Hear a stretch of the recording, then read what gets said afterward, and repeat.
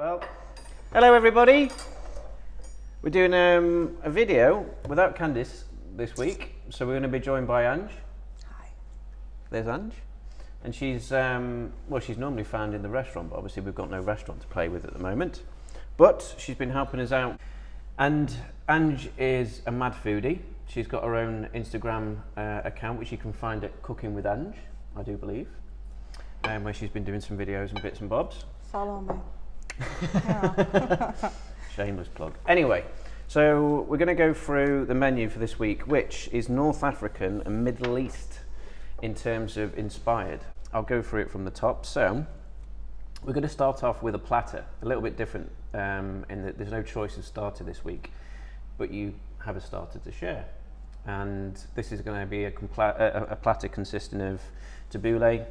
We've got some stuffed vine leaves, we've got some falafel with beetroot and feta, we've got some tzatziki for your flatbreads, we've got a bit of baba ganoush, we've got something called brouillats, which are these wonderful fried pastries that you'd find in Morocco. And then we've also got some dolmas, or more dolmas rather, which are stuffed courgettes.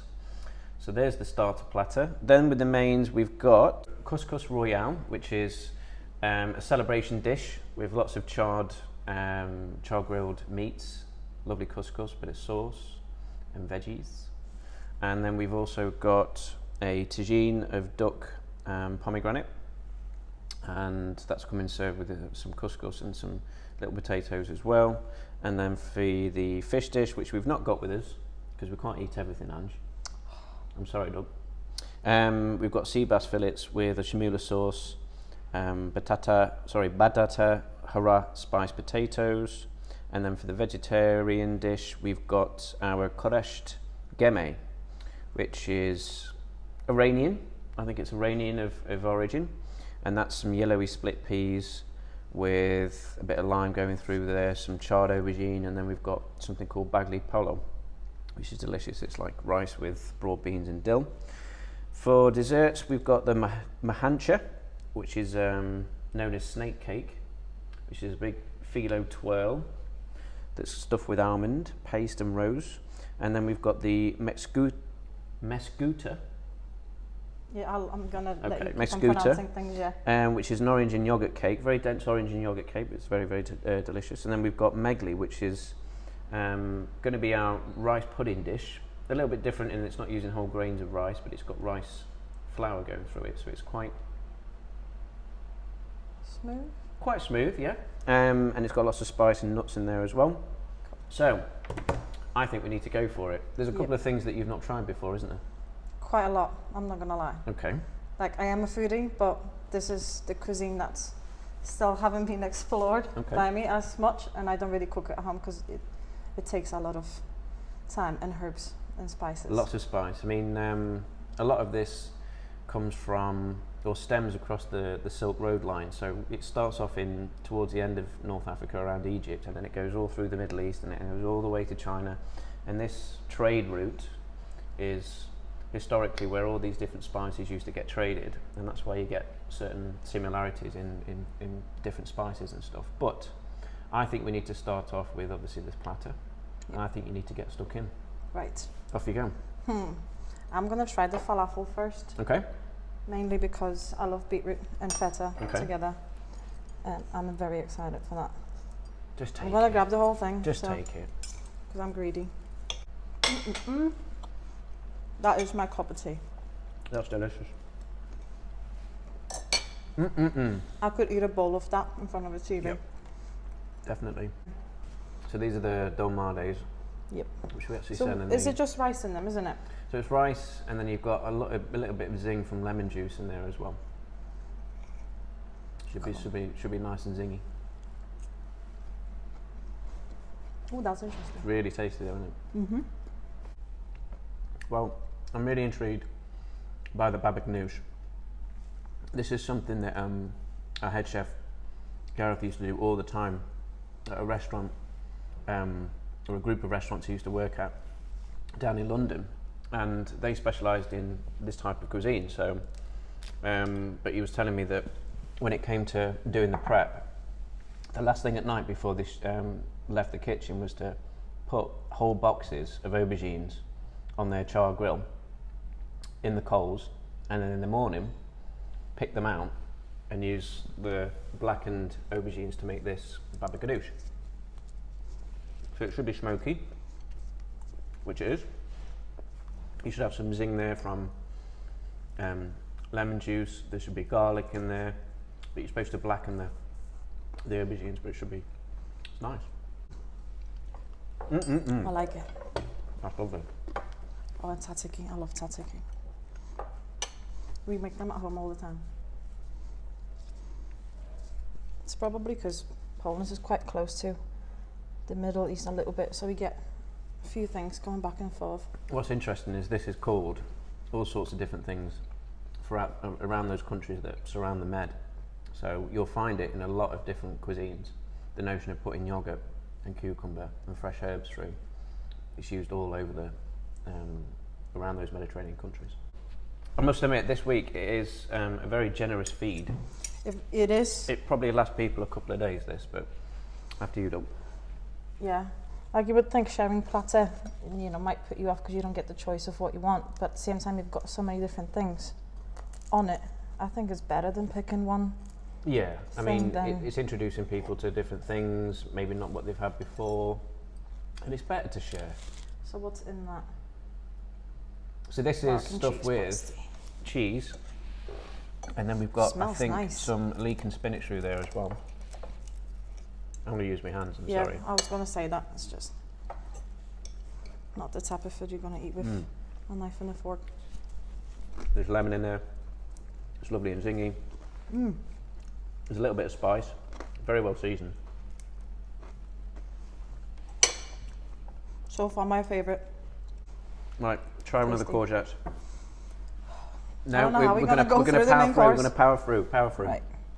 So courgettes. These have been stuffed with, obviously courgette. We've got some rice, a bit of tomato in there, and then it's got a herb crust. But I did ask the kitchen that we can make this gluten-free without the herb crust on top. But these have been baked in the oven.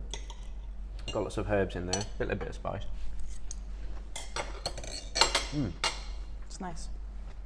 It's nice because the courgette is still crispy. Yeah. That makes sense. No, that's lovely. So, moving on, we've got the vegetarian main course. The koresht igeme, which is your lemony split peas, aubergine and bagli polo, or broad bean and dill rice. After you, Doug. Well, I've heard a lot of good things about this, so... Oh, it does. That is tasty. Spicy as well, a little bit. Not too much, but... And the rice. Oh, I like that. It's very fresh. Lovely and fresh. Lovely and summery. Quite light as well. Yep, and it's something that's been on our menu before. Amazing. Enjoy that? It's a very, for a person that loves meat, I'm very likely to get that. Now, the odd vegetarian dish. That's very tasty, very flavourful.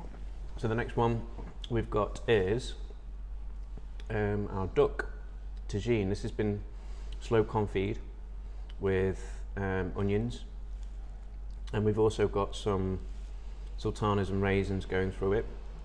We've got a side of couscous. We've got a sauce there which chef's prepared. So that's grilled the duck. Yeah, so that's pomegranate with a reduction of pomegranate with lots of spice in there as well. So I reckon pour the sauce over the duck. There it is. Well, that's soft. That's the thing with confit duck, when it's good, when it just falls apart. Lots of spice. That is tasty, yeah. You can taste the cinnamon. Yeah.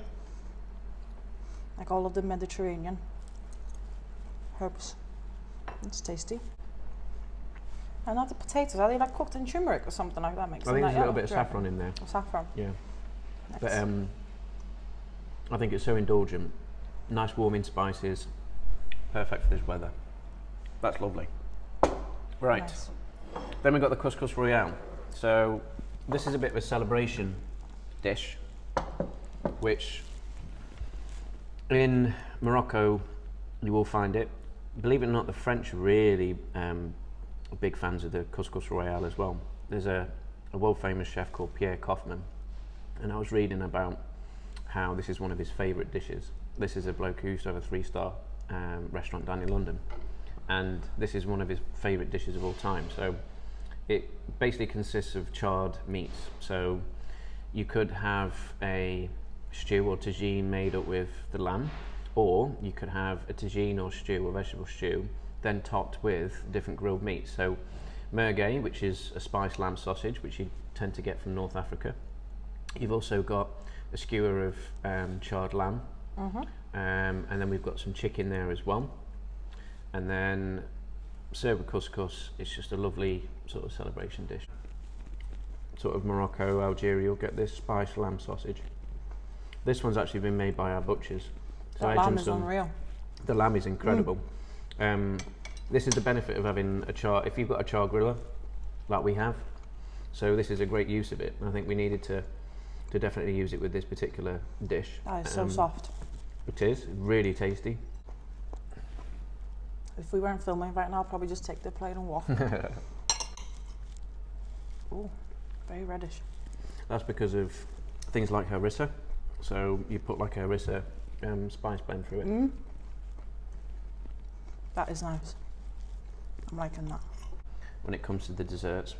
So this is our Muscuta cake. The orange and yogurt cake. Orange and yogurt. So that's the one I'm excited about. I'm not gonna lie.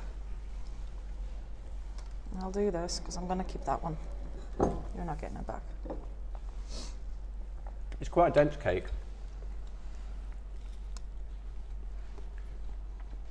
But it's quite tasty. It's nice. There's lots of zest through it. So this one is the machana or mahancha cake, forgive me. So this one is made with phyllo into a big round, and it goes all the way into the centre, and they'll call it snake cake because it makes this snaky sort of pattern. It's almost like the texture of marzipan. Yeah. Nice.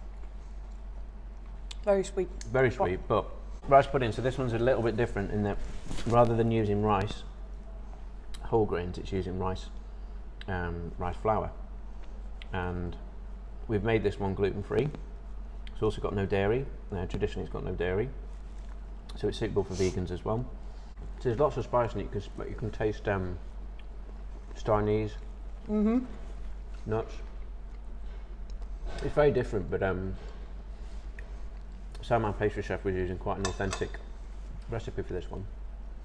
I quite like that. It's nice and light. I would like eat the whole thing probably after the whole dinner. Right. Well, Ange, thank you for sitting down and having some food with me. My pleasure. In other news, at Deli Fonseca,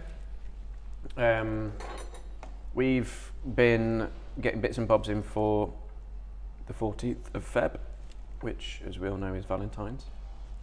The Lover's Day. Lover's Day. Our Food Lovers Dine at Home menu's been online for about a week or two now, and it's been very, very, very popular. So I would advise anyone who's considering treating their better halves, or even their household, or their family that they live with, or whatever. Or just yourself. Or just yourself. You can find it on the online shop. It's in the Valentine's section. We've also got a Food Lovers section, which it's in, or Dine at Home section that it's in. So yeah, check it out. It looks amazing as well. It does look really good. I think it looks incredibly good value for money as well. Yeah. I mean, we're taking the same format in the sense that it's using a starter platter to share, and then you've got a dessert platter to share. But this one looks really, really, really good. So yeah, short and sweet, I think. Yep. But thank you for watching, everybody. That was the Dine at Home for North Africa and the Middle East, and we'll look forward to seeing you in the next one.